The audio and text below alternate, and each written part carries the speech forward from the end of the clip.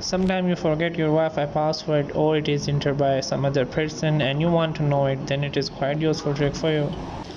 Go to your Wi-Fi settings and select the Wi-Fi you want to know the password of. Here you can see the QR code of this Wi-Fi. This is built-in QR code which is available in Android version of above 8. For the lower versions, you have to download the app given in the description. You can also connect to any other device just by scanning this code. To find out the Wi-Fi password, take a screenshot of it and go to Google Chrome.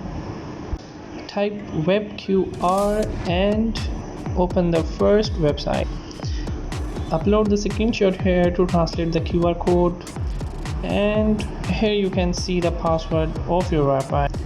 It was very easy and simple trick to find the Wi-Fi password. I hope you liked the video. Thanks for watching. Goodbye.